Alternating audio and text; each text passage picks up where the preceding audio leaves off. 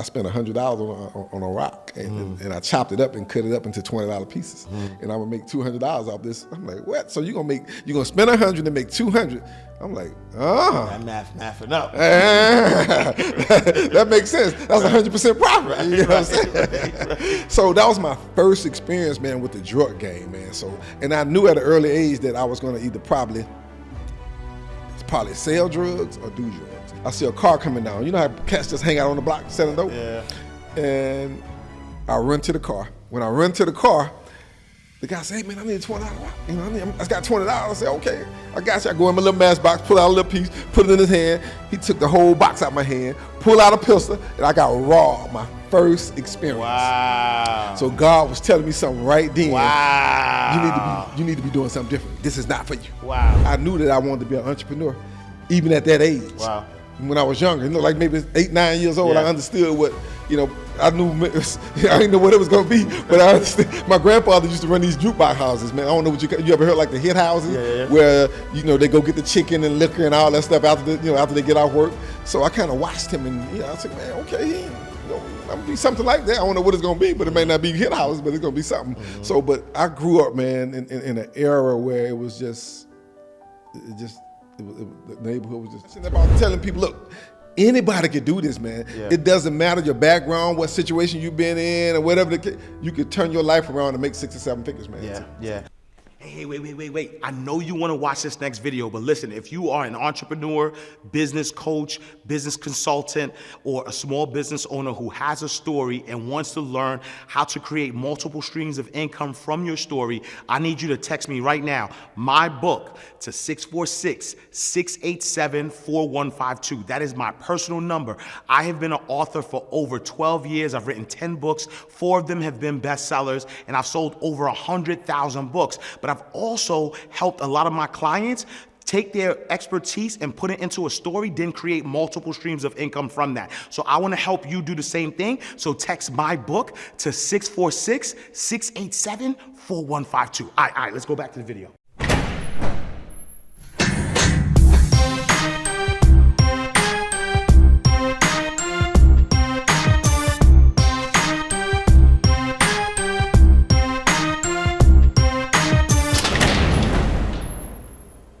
All right, welcome to another awesome episode of Inside the Vault with Ash Cash, the greatest money mindset show on the planet. Listen, this next show is a fire show. This story is inspiration, is gonna motivate you, is gonna help you get to the next level of life. We have Tory Lockett in the building. Tory, as the CEO of Fresh Start Professional Services, a thriving commercial cleaning and maintenance company. Tory has generated an impressive $14 million in revenue over the course of his 14-year entrepreneurial career. But that's just the tip of the iceberg when it comes to this seasoned business owner's accomplishment. Tory has also invested and served as financier for over $2 million of personal funds in his real estate investment ventures, UTV Investment Group, and UTV Real Estate Services. Leveraging a diverse strategy encompasses single, fix and flip projects as well as buy and hold approach. He's continued to expand his portfolio and diversify his revenue streams. However, Tory's greatest achievement may very well be the wealth of knowledge he's acquired through both his successful and unsuccessful business opportunities. Studies show that entrepreneurs who can effectively pivot and learn from their setbacks are 27% more likely to achieve long-term profitability and growth. As the business landscape in Atlanta and beyond continues to evolve, visionaries like Tory Lockett stand poised to lead the charge. Join us. Round of applause. Put the comments in the chat. Put the fires up for my guy, Mr. Tory Lockett. What's up, brother? Appreciate you, my brother. Yes, sir. Appreciate the intro. He's also the author of the #1 best-selling book, 36 to Life, How to Unlock Freedom, How to Unlock Your Freedom and Thrive as an Entrepreneur, man. Absolutely, brother. I'm excited about this interview. for so many different reasons. Number one, you have a phenomenal story.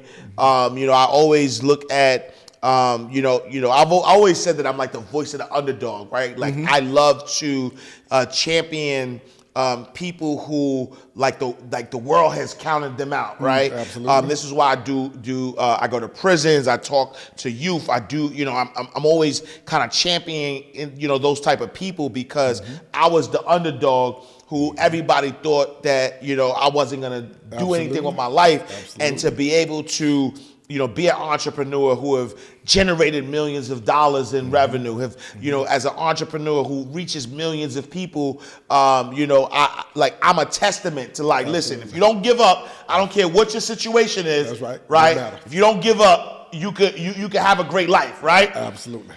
And I also love to champion people just like me who have been through things and did not give up and, continue to, thrive, right? And so and look, that title, 360 to Life, absolutely, means something. Absolutely. And to have generated $14 million as an entrepreneur. And we're going to get into all of that, get into your story.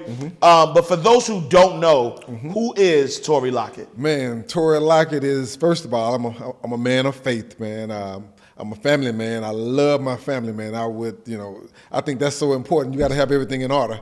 Because, initially I used to always put business first. But I had to switch things around and, put God first, then my family, and then things start falling in line, educate myself. But I'm also passionate about helping others that's been in situations like I've been into. Not just anybody, but just especially those who've been in situations like you say, incarcerated, or just had a strong or either just a crazy lifestyle growing up in the hood, like a lot of us have always done, man. And I'm passionate about telling people, look, anybody can do this, man. It doesn't matter your background, what situation you've been in, or whatever.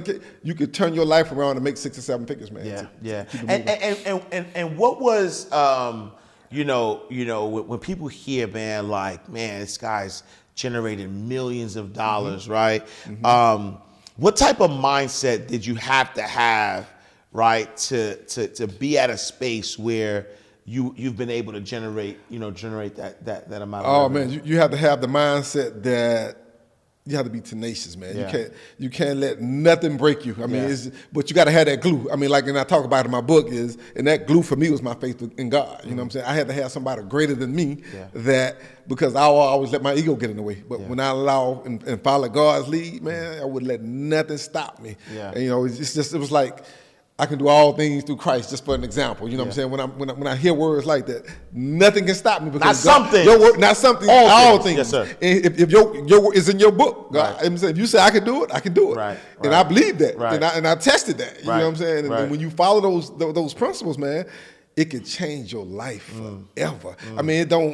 It don't look like, like I heard you guys talking about Myron Golden. And it's something he says that I really like.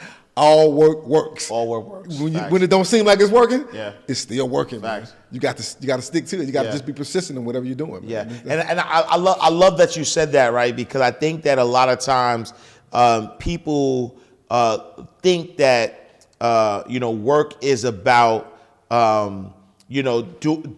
doing work and just staying at this same level, as you're doing the work. But the truth of the matter is that as you do the work, your emotions are going to go up and down. Your anxiety, things don't work out, right? Like all this stuff is happening while work. All work works. You're still doing it, but you have to manage sort of those ebbs and flows, right? That come with it. 360 to Life, though. Take us back, right? Because I always want to paint the triumph picture, right? So I want everybody to stick around, right? So yes, we start off with, these phenomenal things that Tory is doing, $14 million and $2 million, in real estate and all these other businesses. And you got this conference coming up. We're going to talk about the conference. Absolutely. Like you're doing some big things, right? So I want to start there because I want people to know, man, this is somebody that I need to pay attention to, right?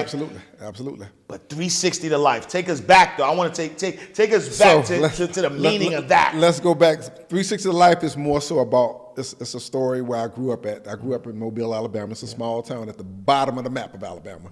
And I grew up with my grandparents. She had 9 kids, and 7 of her kids, and me and my brother grew up in the house with them. It was a shotgun house, and I know most people know what a shotgun house is. Well, at least if you're in I guess, born in the 80s and up, you probably know what a shotgun house is. I mean, you can look straight through the house, through the back door, and, there's no side rooms. Everything's just straight line. But we grew up in me and my brother grew up in a drug-infested neighborhood, man. You can walk out of my front door, man, and hit one block, and we on the street called Antwerp. Antwerp was the robbers, the killers, the dope dealers.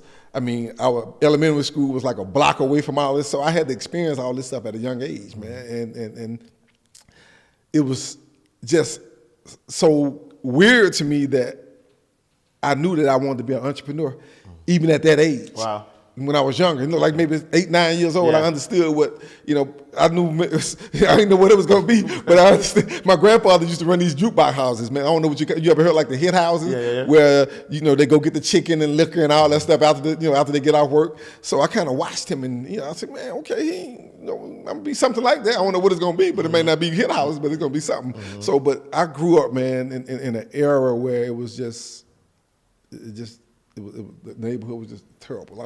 My daughter today wouldn't even know what that neighborhood even feels like. Wow. Because she's in a suburban neighborhood where she feel like everybody live like this here. Right. But everybody don't live like what you're living like now. So, but from Mobile, man, I had aspirations to be a football player, right? I played baseball, football, and basketball, but football was my favorite. And my goal was to go to college and end up going to the NFL. But that all went to poops when I was at a hotel one night. Me and some friends was hanging out, and this is in my book as well. And we had this thing called a set, and we stole drinks. We went downstairs to steal some drinks out of the drink machine, man. Stupid, man. So the security guard see us stealing these drinks out of the machine, and we take off running, me and 2 of my other partners. And when I take off running, we had to jump a gate. When I jumped that gate, now this is spring training for football. So I'm saying this to say that I broke my anchor. Wow. When I broke my anchor, they had to pick me up, carry me, go to the hospital. I'm in summer school this year. This was like the last day of summer school. Wow. Summer school the next day. So I had to go to summer school with a broken leg and then get the cast on the next day. So that dampened my dreams of even going to the NFL because I lost my position. I was a cornerback, for the Boston. Wow, you know what I'm saying? So I lost my position, so I knew I wasn't going to be able to go to college at that point. So I'm like, So after that, long story short, man, I met some friends one day, same 2 friends, in the Horseshoe. We had this thing called Horseshoe at Murphy High School that I went to, and these cats were already in the game. I didn't even know what they were doing. They were selling drugs, you know what I'm saying? So one of them came to school one day, and he's like, man, he got a little matchbox full of rocks. I'm like, what is this here? So he said, man, hey, look, I take this, man. And, he said, I spent $100 on a rock. And I chopped it up and cut it up into $20 pieces. And I'm going to make $200 off this. I'm like, what? So you're going to spend $100 and make $200. I'm like, That mathing up. That makes sense. That's 100% profit. You know what I'm saying? Right. So that was my first experience, man, with the drug game, man. So, and I knew at an early age that I was going to either probably sell drugs or do drugs. And the reason being is because I had an uncle. I had 2 uncles that were selling drugs, and I had an aunt that was selling drugs. All 3 of them. Well, 2 of them ended up going to prison. Wow. Yeah. Even my mom had been she was incarcerated for a while. Wow. You know what I'm saying? So it was like the Lockett family. It was like we had this reputation of selling drugs in the neighborhood. But my uncle took me to a hit house, like a little boarding house, and they was actually shooting dope. I'm like 8, 9 years old at this time. And I'm like, man, what are y'all doing? They tying belts around their arm, and he was like telling me, man, I better never, ever catch you doing this. I'm like, how you gonna tell me to do this when you sitting there doing it? So I'm like, you can't tell me what to do, and you sitting there doing it. But from that moment on, man, it's like I knew then that I was gonna be selling drugs or either dealing drugs. And I ended up dealing drugs. 8, 9 years old. I knew 8, 9 years old. I had a mindset of this is probably gonna be my path. Right. I didn't really know that. You know how they say you're gonna be a product of your environment. Right. That's what I was around majority of the time. Yeah. So now let's speed back up to when I was in high school. I ended up with those friends about a week later, man, and I ended up buying my first $50 piece of rock. I spent $50, bought a piece of rock, cut it up to $20 pieces, And believe it or not, I was hanging out in these projects on the other side of town. I see a car coming down the street. It's about 5 or 6 of us standing out in the corner. I see a car coming down. You know how cats just hang out on the block selling dope? Yeah. And I run to the car. When I run to the car, the guy said, hey, man, I need $20. You know, I got $20. I said, okay, I got you. I go in my little mask box, pull out a little piece, put it in his hand. He took the whole box out of my hand, pulled out a pistol, and I got robbed. My first experience. Wow. So God was telling me something right then. Wow. You need to be doing something different. This is not for you. Wow. You know? But that was my first experience of you don't need to be doing this. Yeah. So from there, I kept rolling. Then I met a friend of mine that was from Queen. Well, he lived in Mobile, but he moved to New York. We played football together. And when he came back to Alabama, this was about a year later, and he was a real heavy cat. You know what I'm saying? He came down and we hooked up, and things just went crazy from there. It scaled up from there. So I went from selling rocks to ounces to keys, and it skyrocketed. We ended up moving to Atlanta together in 1993. We ended up moving to Atlanta. Yeah. Now, and when we moved to Atlanta, man, we had apartments right down the street from each other in Sandy Springs. And it was Christmas time. We had spent a lot of money. Christmas of 1994. And one of the guys that I was dealing with back home got busted. Okay? When this guy got busted, he ended up telling on me. Wow. I didn't know this at the time. So usually I don't deal with guys outside of my neighborhood. You know what I'm saying? And this guy was outside of my neighborhood. So if somebody got busted in my neighborhood, I would know. I would understand. Hey, this cat got tore. This guy got trapped up. You know what I'm saying? So you probably need to be careful. But I didn't know this guy at the time. So he called me while I was in Atlanta and said, hey, man, look, man, I need something, man. I ain't got nothing. We've been out for a while. And y'all moving keys at this point. We're moving keys at this point, yes. And I'm talking with my partner from Queens I'm telling you about. And he was like, you know what? Since we spent so much money for Christmas, let's make up. Because we was really actually like done. We gonna start a business with the money we had made at this point. You know what I'm saying? Wow. So we ended up taking a chance doing this. I actually went down to Mobile. This was January. This was New Year's Eve. Yeah. And we stayed at a hotel called the Riverview Plaza at the time. And one of my friends now, who's a lawyer, I don't want to say no names because I don't know how he'll feel about me throwing his name out there. But he was the one who got the room set up for me and everything. And I dropped the dope off at my aunt's house. And I was supposed to meet this guy the next day. So we partied all night New Year's Eve. And New Year's Day, I got up. Actually, it was 2 days later. It was January 2nd. I got up and went to my aunt's house and met this guy. And when I met him, he came over. We talked, like we normally do. And I popped over one of the keys. And he's a snorter. And he was like, hey, man. He's like, man, this is some good stuff here, man. Man, this is really good stuff. But every time he say that word, I didn't understand it was a cold word he was using. He was telling the FBI that, hey, y'all need to come on now. The dope is here. It's in the house. And, man, about 10 minutes later, man, I seen somebody just ram in the door. My auntie had burglar bars. And they were just trying to bust the door down, man. And I'm like, what the hell? I'm looking through the peephole, and he faking and running like he trying to. I said, look, grab it and put it down the garbage disposal. I'm trying to grab dope and run into I got dope all over my house. I'm running around to the guest bathroom trying to put dope in the toilet. They done kicked the door in, came in, snatched me up, laid him on the floor, and long story short, they told me, hey, son, if you don't talk to me, you'll spend the rest of your life in federal penitentiary. Wow. At that moment. Right then, but they ended up letting this guy go later on. I found this out later on. And he was just because he was working with him. You know what I'm saying? So I ended up going to jail. I stayed in the county jail for at least a year. During that process, I went through 2 trials. One of the trials I had a mistrial. The second trial I lost because they struck all my black jurors and gave me an all-white juror. I had 4 lawyers, 2 from Alabama, 2 from New York. So it was a weird experience, and I thought really literally I could beat the government. You're talking about the United States of America versus Tory Lockett. I really didn't understand. I was 22 years old at this time. I didn't understand what, I'm an indictment. First time I really been in serious trouble. Only thing I had other than that was like a pistol without a permit or a ticket. So after they convicted me, I was facing 360 months to life. And I couldn't even count what 360 months was. 360 months was 30. When I got back to the cell, because I didn't really understand, the prosecutor was literally trying to give me life. And then feds, they put deceased on your paper when they give you life. So I had some character witnesses, some old school teachers come in and talk and speak on my behalf, and that literally influenced the judge to give me the low end of the guidelines, which was 360 months. Wow. So I'm 22 years old, Yeah. faced with 360 months, and I had to figure it out from there, man. Wow. So And that's 30 years. that's 30 years in federal penitentiary. So 22, life 22, over. life over. Getting out 52. I got a 6-month-old daughter, Wow. you know, and getting out, man, I'm like, I don't know what I'm gonna do. I couldn't even really fathom that, you know. Yeah. So I ended up, after I got sentenced, the federal marshals ended up coming and get me and some other guys that were going to prison. I ended up going to El Reno, Oklahoma, which is a federal penitentiary, and they flew us on this government plane. And I'm like, you know, we strapped down, shackled.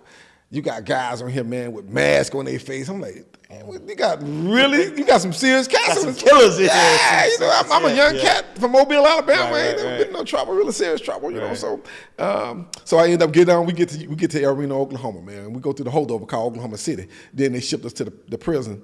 And the first day I got to prison, man,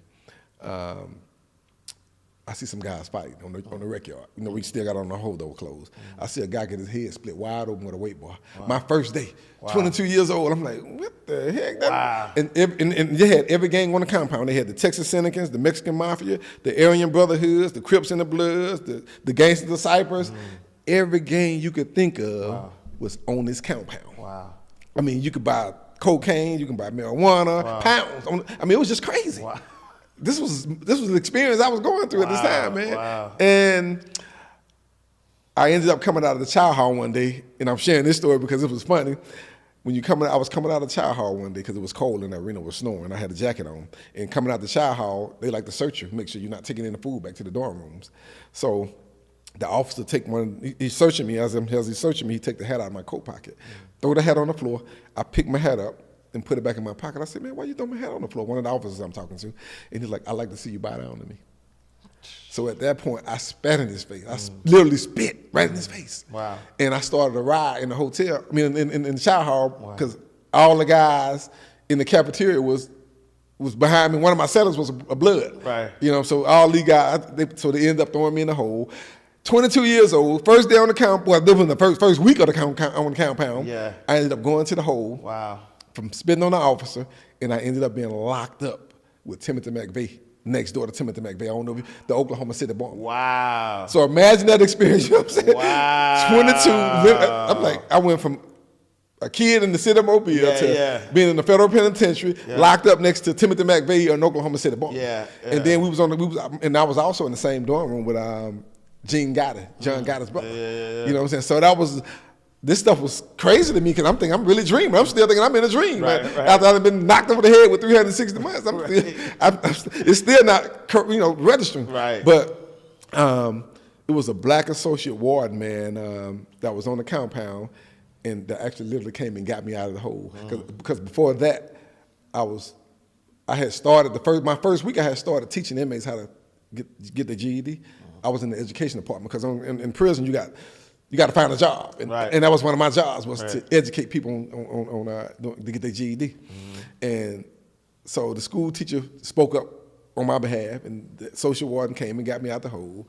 And I literally ended up staying there 3 years, man. And before those by the time that third year came around, I told her I need to get out of this spot.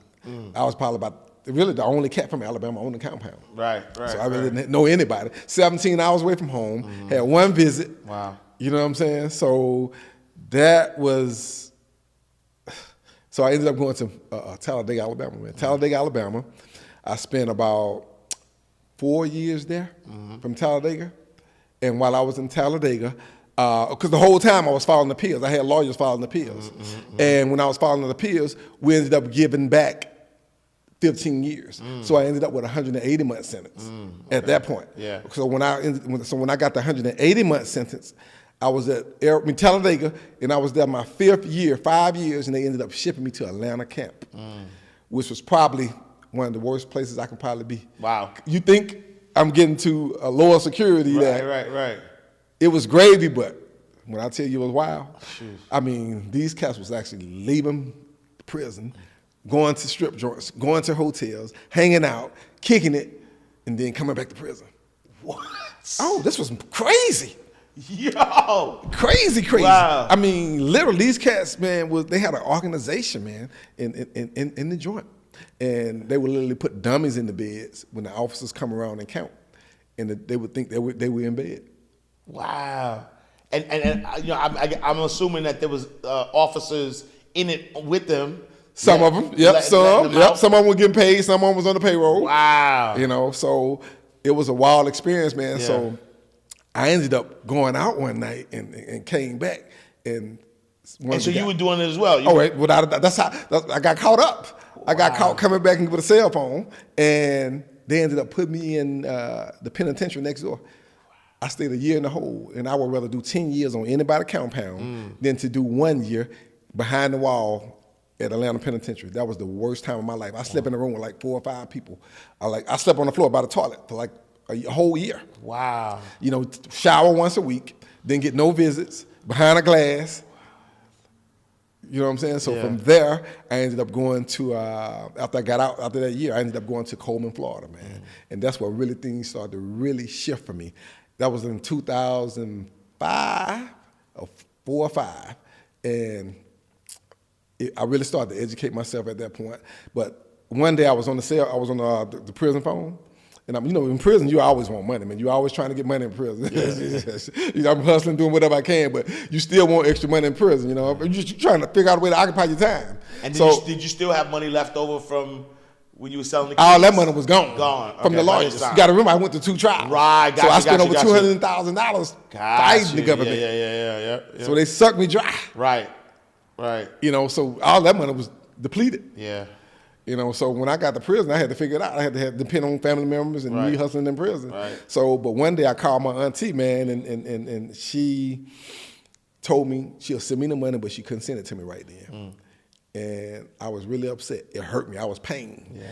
And for some reason, because I blamed everybody for my mistakes. I blamed everybody but myself for what happened to me. My mom, God, dad, everybody. Yeah. You know, but in that moment, something came over me that day. That was in Coleman, Florida.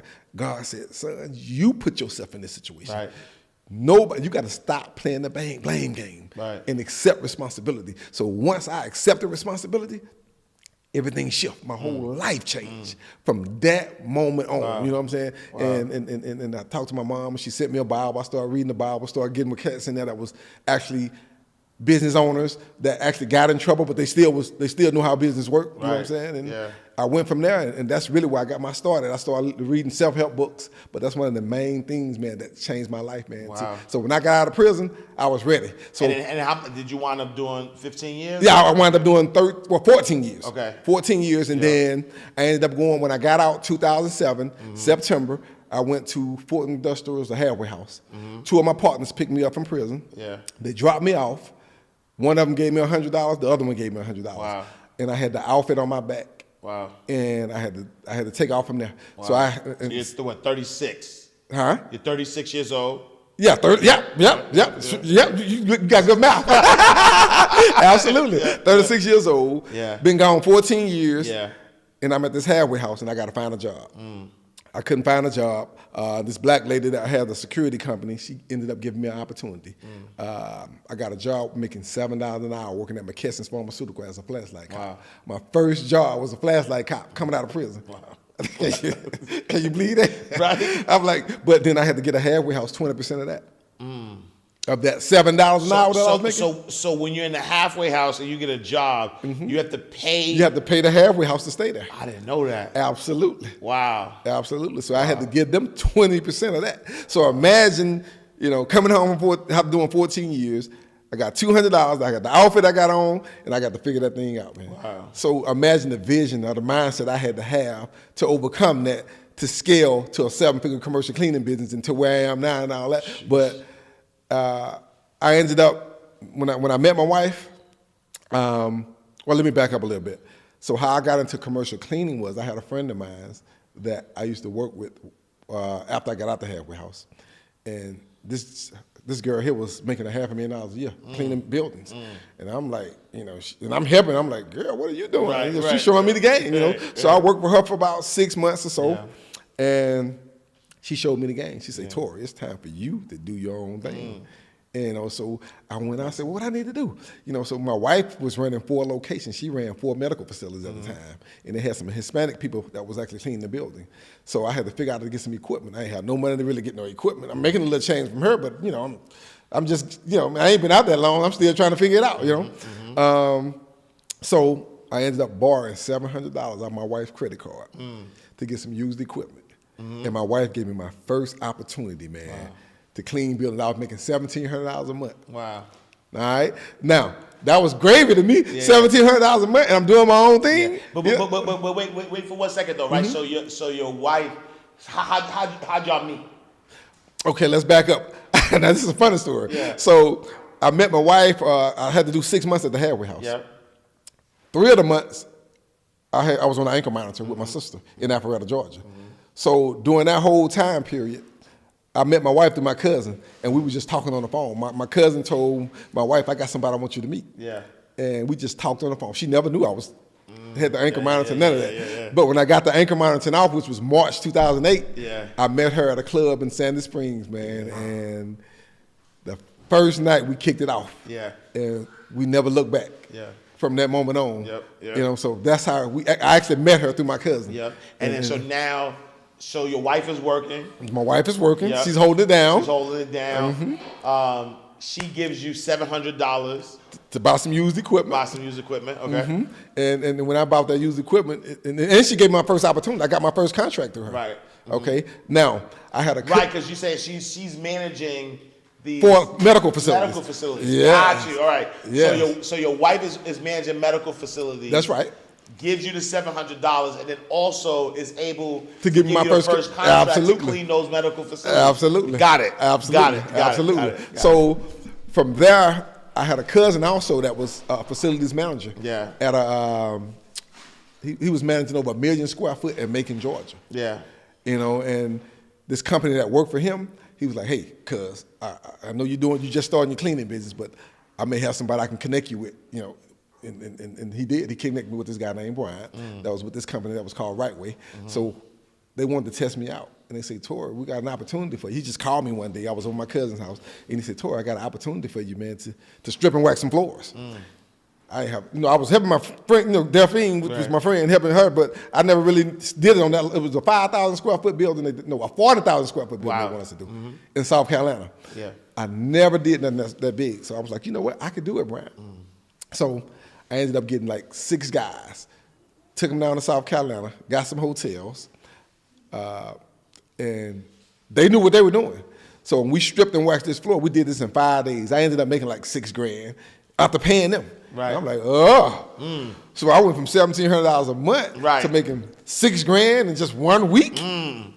There we go. I might be on to something right here. Yes, sir. Yes, sir. You know what I'm saying? Yes, so after that, they was like, okay, Tory, you did that. You passed the test. You know what I'm saying? So now we got something bigger for you to see if you want this opportunity. They had an opportunity at a college called Georgia Southern. And they wanted me to clean these dorm rooms and strip and wax these floors and do the carpet. But he said, you got the opportunity to make 6 figures in just 3 months. So I'm like, what? But I had to put the crew together. Right. So I had to go down to Statesboro, get a hotel room. I hired a lot of college students, and I got some hotels and brought about 8 or 9 guys from Atlanta, and just made it happen. Wow. So this was the first big contract I ever had. Yeah. It was a 6-figure contract, and I was a subcontractor now for this company. So the first year, I ended up making 6 figures after paying my employees. Wow. The first year. So I went from $1,700 to $6,000 a week to making $100 grand in 3 months. Wow. So I was blown. I was spending money like crazy. And how much did your street hustling skills transfer over into your cleaning business? Oh, man, a whole lot. You selling keys. You know how to. I know how to go find guys and get guys to work for me. Right. All you're doing is transfer. It's same skills. Same skills. You're gonna be dealing with problems. Right. You know what I'm saying? You got to know how to manage money at some point. You know. Right. So that was definitely transferred over. It transferred from drug game to entrepreneurship. So a lot of guys that's doing entrepreneurs. That are entrepreneurs, and they've been in the drug game. Oh, they're gonna probably be great at entrepreneurship. Because you're selling keys. Yes. Now you're using keys. Now I'm using. Oh yeah, that's good. That's it. Because because we had a bunch of keys. Right. That's a great way. That's a great concept. Man. I like that. Yeah. Yep. So I went from selling keys to using keys. Right. So from that first year, man, it went from there from 100,000. The next year I made 150, 160. Wow. Then it went from there to 200. I was making up to $250,000 in just 3 months. Wow. After I paid all my employees. Wow. So I had to figure out something at some point, what to do with this money. All this money I was making it. So I started investing in other people's businesses. I started buying real estate. That's how I ended up getting into the real estate game. Wow. I had to put the money in to work. Because I worked 3 months and I still had the one contract with her. Right. But all this money I'm making in 3 months, I really don't need to do nothing. I got to figure out something else to do. And did you know that investing in real estate, there was like, saving on taxes and things of that? None of that at this point. No. You just knew like, I just knew. I got to put. I started buying cars, flipping cars. Yeah. I knew I needed to do something to make this money work. Yeah. That was the concept I had. So from there, I ended up connecting with another guy that worked with the company that I was a subcontractor with, and he ended up getting fired for it because he got a DUI, and he had a connection at this school called Pace Academy. In Buckhead. Yeah. And he said, Tory, I got an opportunity. Still got my other contract. He said, Tory, I got an opportunity where we can make a $1 million contract, but I don't have the capital. I got the connection. And if you go in with me, we can split the profit. I'm like, okay, man, that's cool. So I jumped into a relationship with him without even thinking about who I'm dealing with. Right. You know what I'm saying? So long story short, we ended up getting that. I was the capital guy. I had to do all the hiring and the firing and find the employees. He was the operation guy. So he was supposed to go in and get the employees, make sure they do what they're supposed to do, because he had to connect. And believe it or not, man, we had this contract, $1 million contract at Pace Academy for 3 years. I don't know how we made it, because this guy here wouldn't put these people in uniform. You talking about these, you got Arthur Blank got kids going to this school. Wow, right. You got all the NBA players and, all the big timers, kids, they paying $22,000 a year to go to school. Right. So, you got to be on point. Absolutely. But Eddie just didn't do right, man. So our relationship didn't last long, man. We had a $40,000 payroll a month, and he would never have his payroll. Wow. So I had to foot the payroll and for at least 2 months until he got himself up. But he never had his payroll. Right. And I started charging him interest, and believe it or not, he was paying me interest because I was getting a check. So that's why I would go ahead and put the payroll. You know what I'm saying? So making that $1 million and mean, I'm still making over $250,000. Right. So I was probably making about $150,000 a year just off of that one contract. Wow. You know what I'm saying? Yeah. So I'm talking about after everything. After everything, everything. But the revenue-wise, I was making over $1 million at this point now from the two businesses. Right. You know what I'm saying? Yeah. So. And I knew we could have had every private school in Atlanta. Yeah. But this cat didn't. He went to buying boats. He just messed up the whole contract, man, and things. But I was like, man, look, I still got fresh start, but we're gonna lose total care. Right.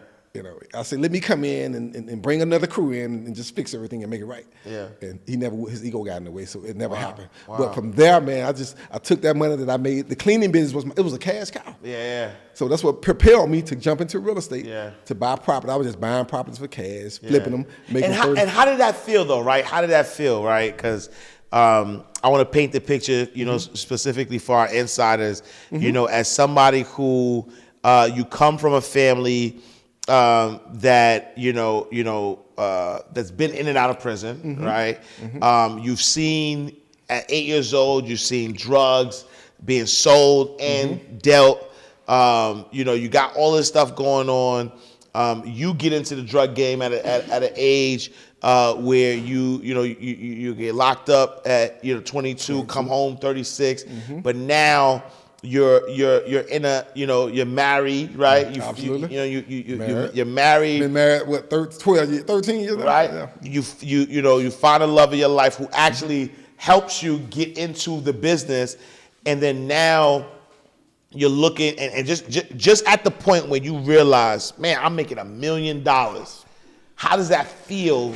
At that moment, it was a feeling, man, I can't even describe, man, because I never even made really $1 million like in a year in drug game. Maybe a couple what's the most have you ever made? Maybe $200,000-300,000. Okay. You know what I'm saying? Yeah. And you don't have to go high. I got money in the bank. Right. You know what I'm saying? So it was a total different feeling. Right. So you moving keys.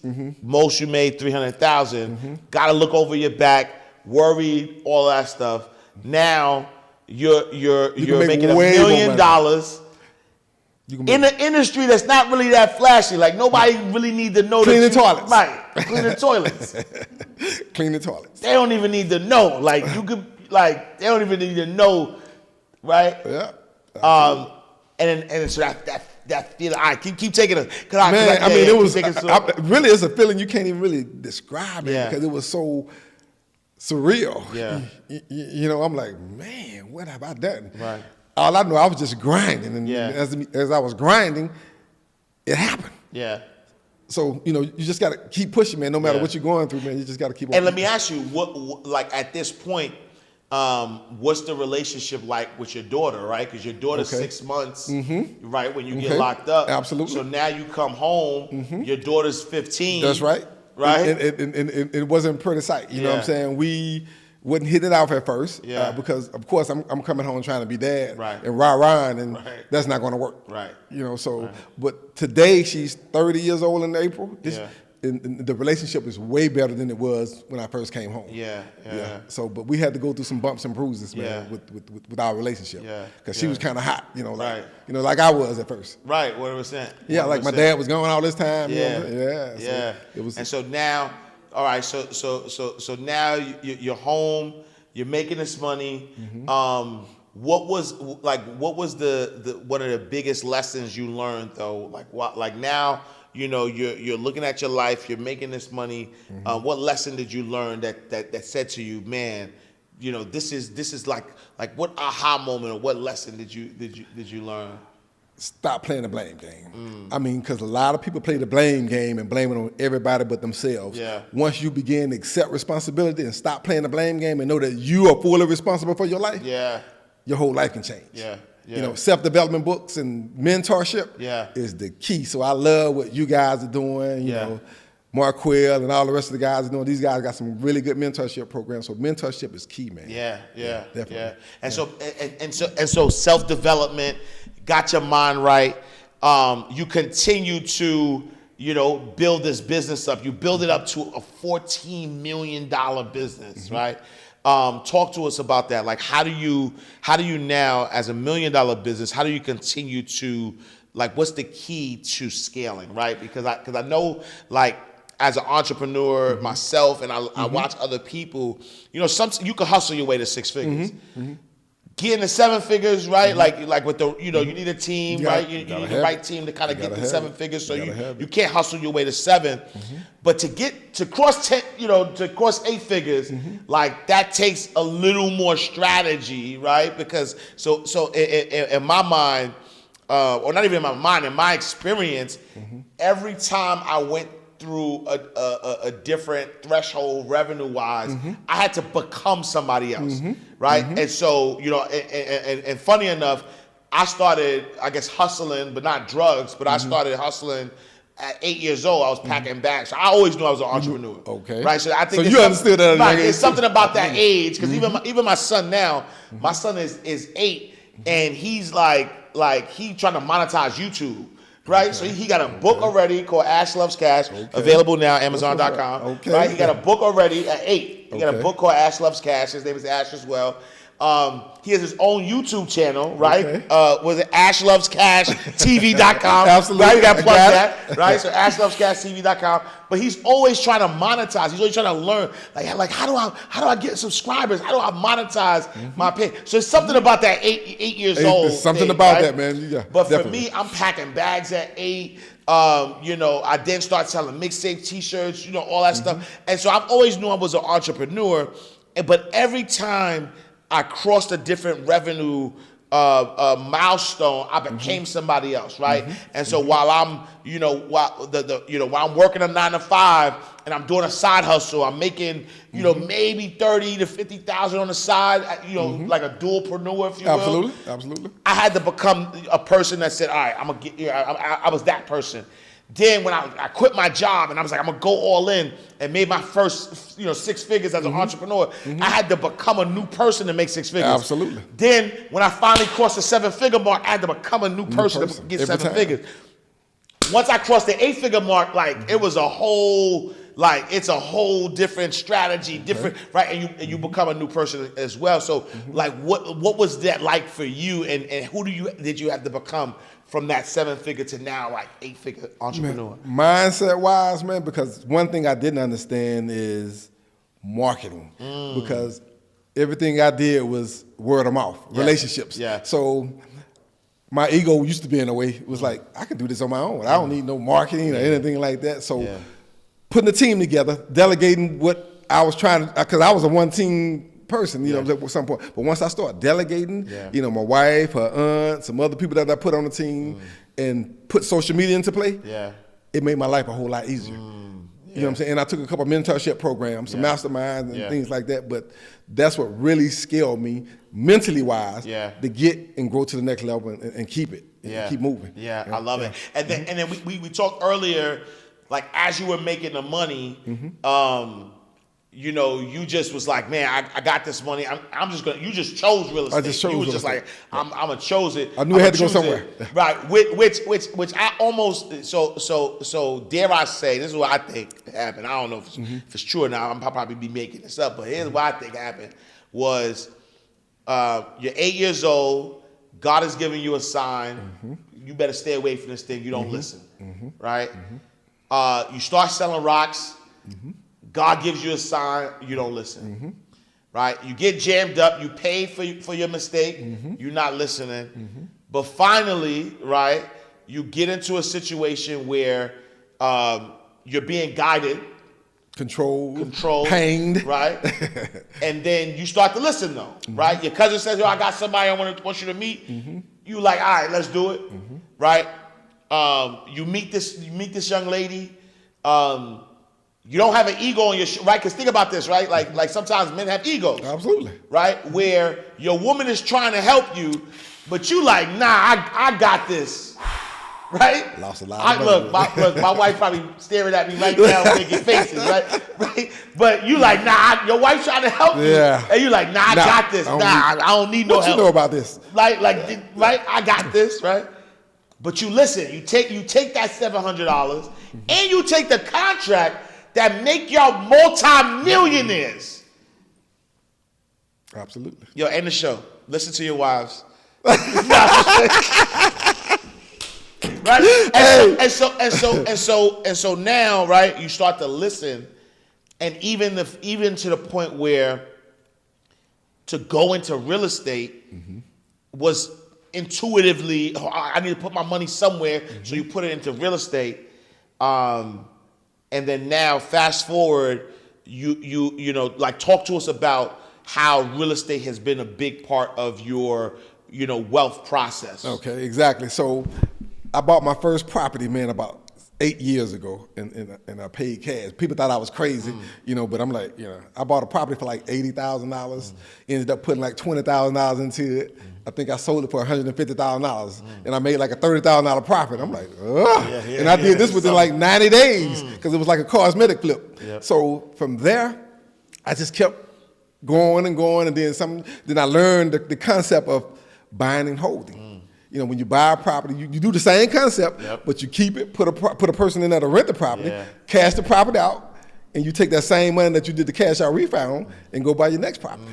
So I started building like that. And so now, right? So just so everybody can understand, so you got fix and flip where you fix and flip, absolutely. You flipping it. That's how I build my cash reserve. Right, building your cash flow.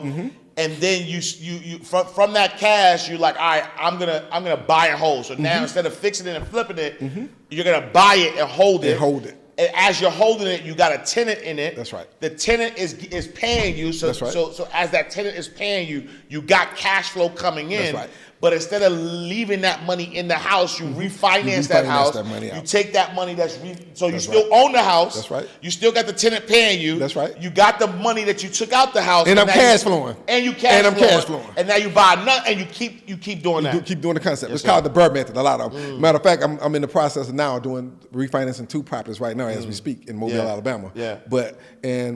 And one of the things I ended up getting my daughter her first property because my in-laws, when we first moved them here, they were renting.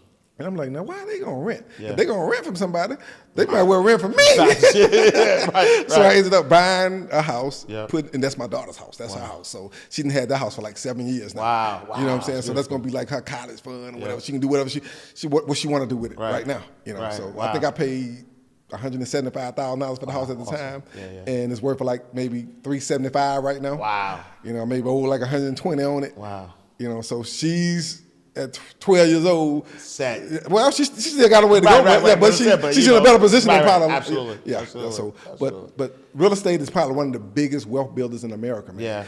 Every person that I know, I've heard of, that's a millionaire or billionaire, either doing entrepreneurship, real estate, or both. Right. 100%. Yeah. You know, so that's why we are so passionate about this conference. Yeah. Because that vision came from want to create more entrepreneurs, want to create more real estate investors, and want to create more homeowners. Yeah.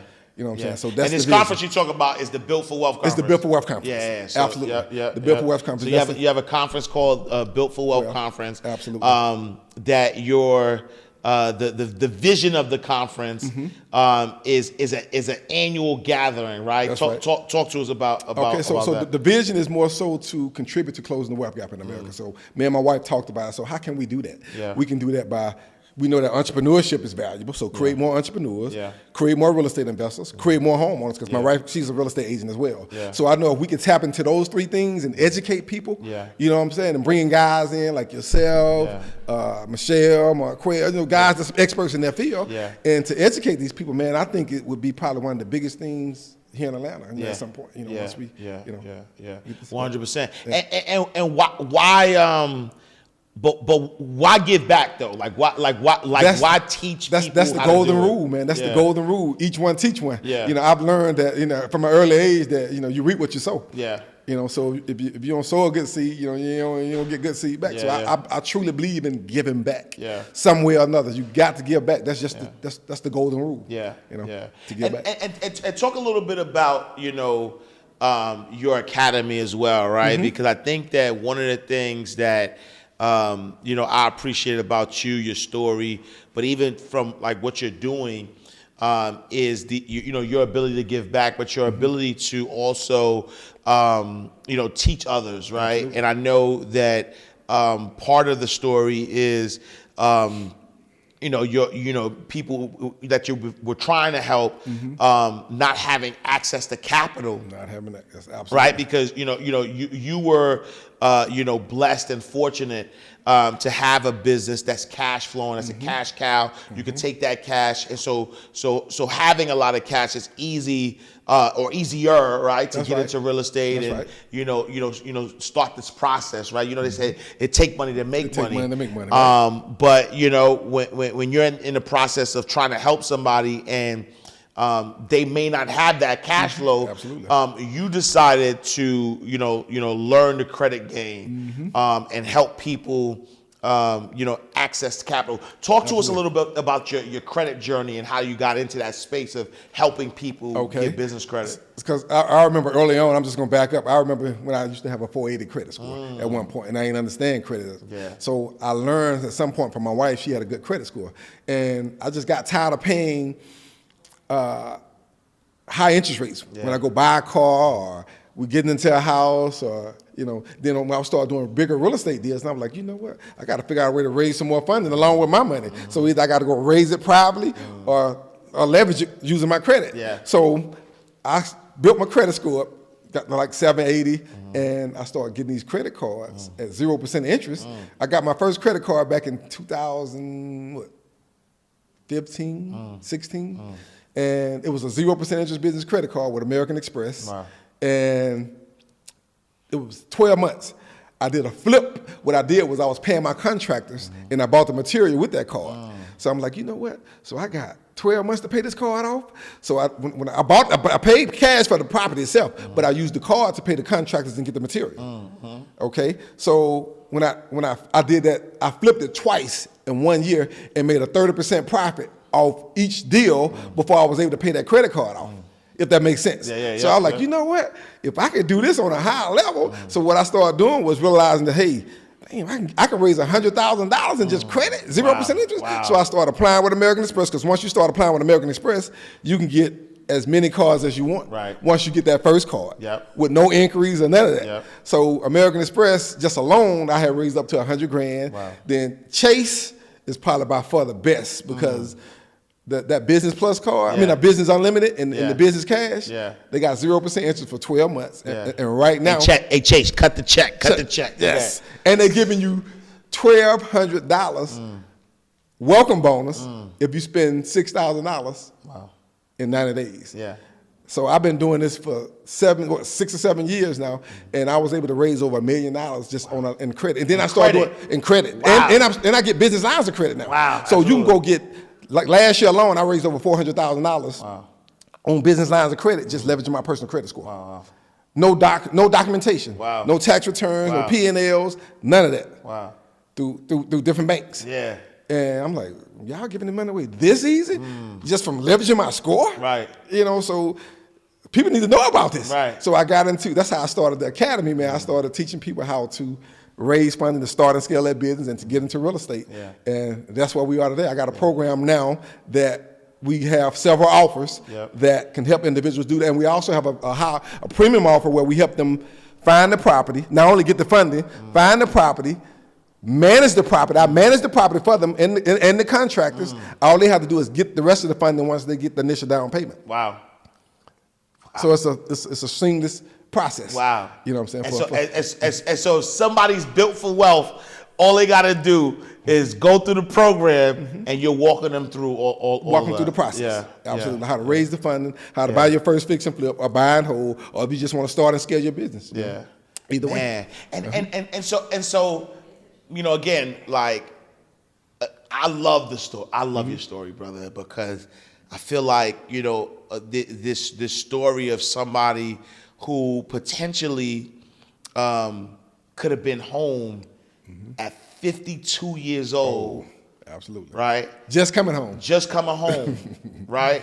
Just coming home and, you know, trying to figure things out, but instead through your tenacity too, though, right? Because I don't want to glaze over the fact that you were willing to bet on yourself, right? A lot of people are not willing to bet on themselves. That's key, right? A lot of people get into these situations and they just throw their hands up, and you know what? That's it. Like, first bump, right? I'm you know, it's over. 360 to life, and that's it. But your nature, right? The nature of being tenacious, but not even just that. You were willing to bet on yourself. You were willing to say, "Listen, all right, I know I made a mistake, but still, I'm gonna fight for my life." Absolutely. Right? And you fought for your life. You put your money where your mouth was. You said, "You know what? I'm gonna go broke for my freedom." Absolutely. Right? I'm gonna go broke for my freedom. Mindset. And so think about that. Think about that mindset, right? Be willing to go broke for your freedom. Got 15 years knocked off your sentence.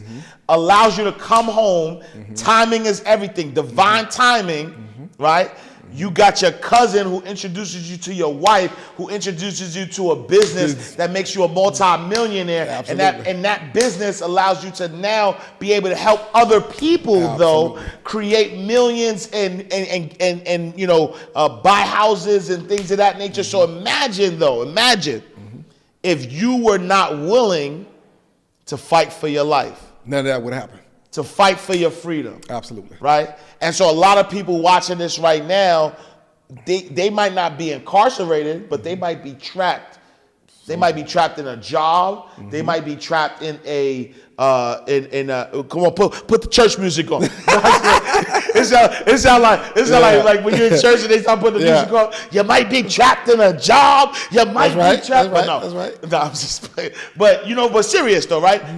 They might be trapped in a job, trapped in a relationship, trapped in this dead end cycle of living paycheck to paycheck, or trying to make, you know, ends meet. But the mindset shift that needs to happen is we need y'all to fight for your freedom. We need you to fight for your freedom. Right? Absolutely. And fighting for your freedom means you know, being willing, right? Like you had to pay, right? You had to put your money where your mouth was and say, "Listen, my money is not worth more than my freedom. That's right. I need to be free." That's right. All right.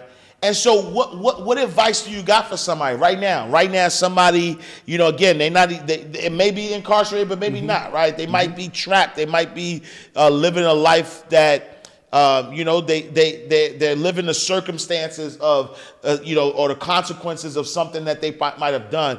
And they want that freedom. They want to become an entrepreneur. They want to live their best life. What advice do you have for that person? Well, first thing, most people I feel is in that situation are afraid to take risk. So they got to a lot of people have mental blocks. Because one time, if you make a mistake one time, a lot of people let that one mistake stop them from moving forward. Yeah. Because I hear a lot of people saying, man, I bought my first real estate property and I failed, and I'm scared to try again. So you got to remove that fear. Yeah. And practice discipline, man. Discipline is probably one of the most important words that you can actually use that could make your life. Because if you're persistent and disciplined in what you're doing, I don't care where you starting at. You're going to make a difference if you keep moving. Something's going to change somewhere down the line if you don't give up. So you just got to have that tenacious, that pit bull type mentality. That I'm going to make it work regardless. I don't care what I got to go through. Is that something you think people could learn, or is that something you're born with? Like, how does that definitely work? I mean, if I can learn it, anybody can learn it. So it's definitely something people can learn. But I read a lot of self-help books. Again, which I call a lot of virtual mentors. So if you want self-development, I would recommend you read a lot. Right. Join mentorship programs, go to conferences, go to whatever, get around the right, you got to get in the right circle. 100%. That's what I did too. I got around the right people. So that would probably be the biggest piece of advice I would advise somebody coming out of a situation like that. Get in the right circle.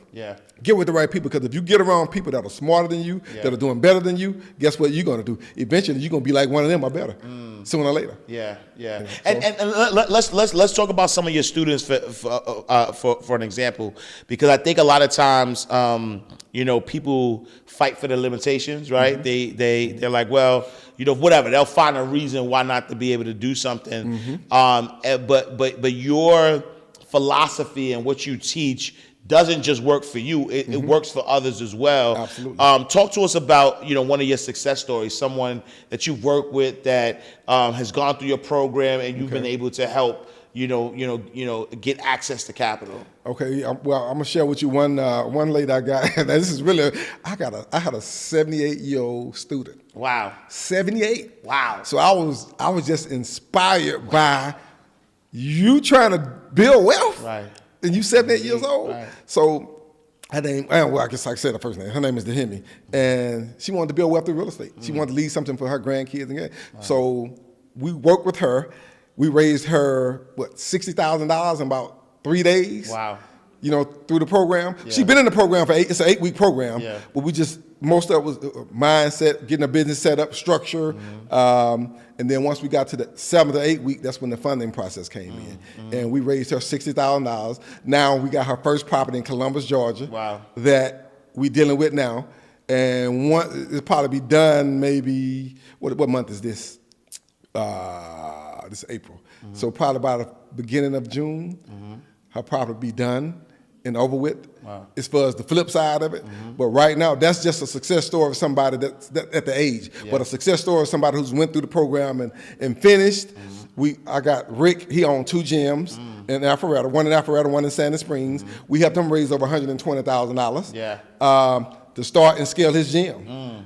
And matter of fact, he would be probably one of the students at our VIP section at the conference, at the Belfort Wealth Conference, man. But Rick, it was one of our greatest students, man. But that's one of our success stories. Nice. Yeah, and I love that. I think that we live in a day and age where there's a lot of people who claim to do things, who are selling information, and they might have joined the mentorship. They heard somebody say some things, and then now they become the expert and they're teaching what they heard.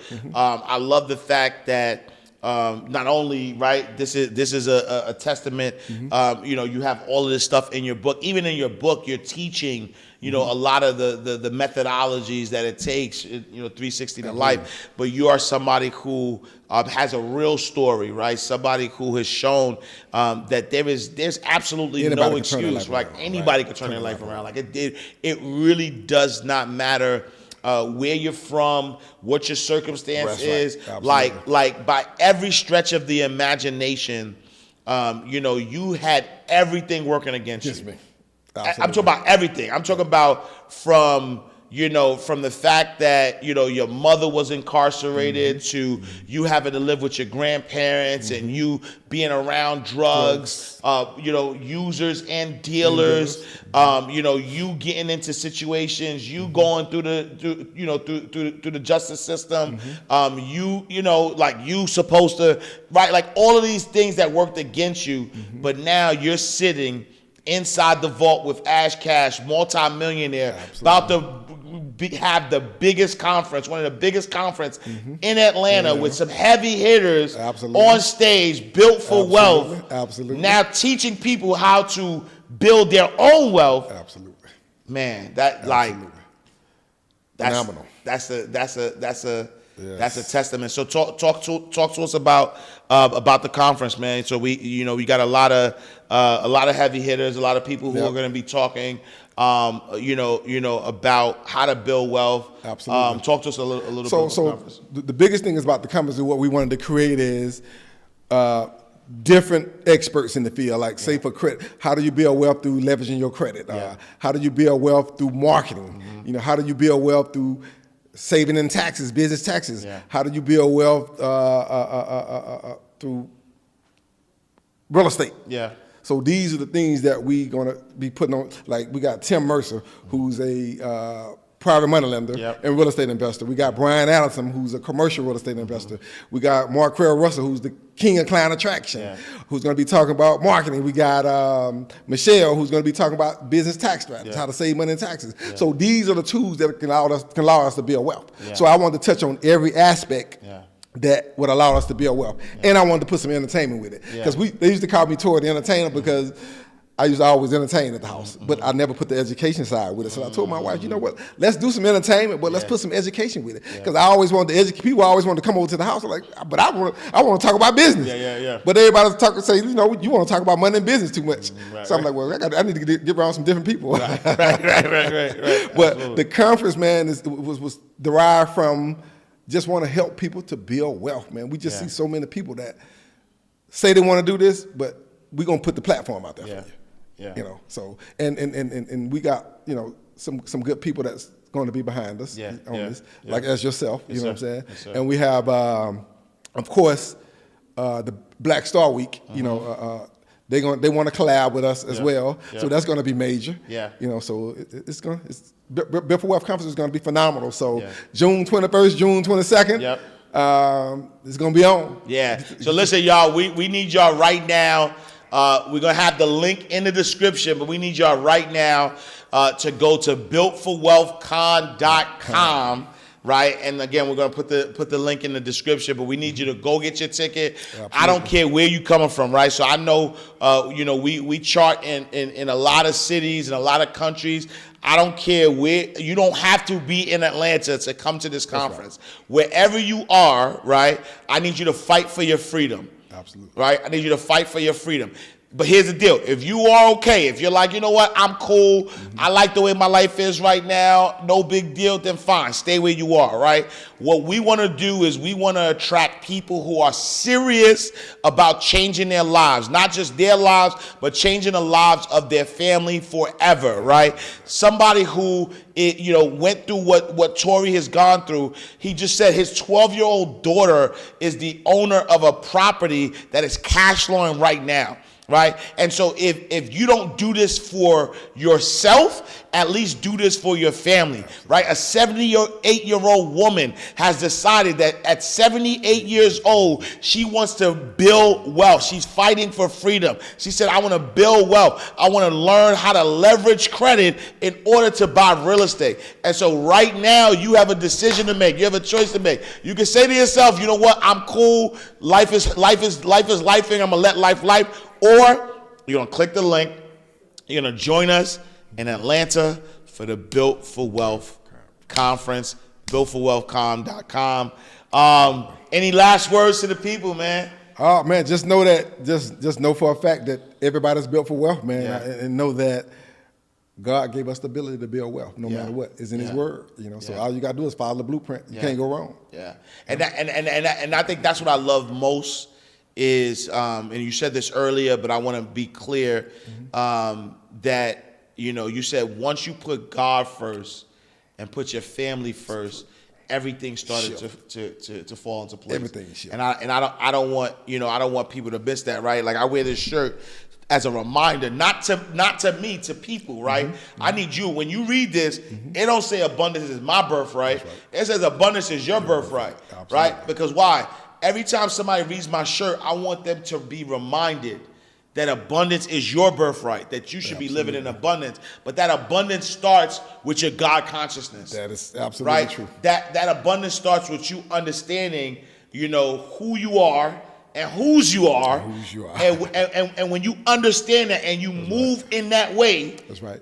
Then look, sky's the limit. Sky's the limit. Yes, sky's the limit. There's no limit. All right, where can the people find you, sir? I'm on all platforms, man. Instagram, Facebook, TikTok, you name it, at UTV Academy.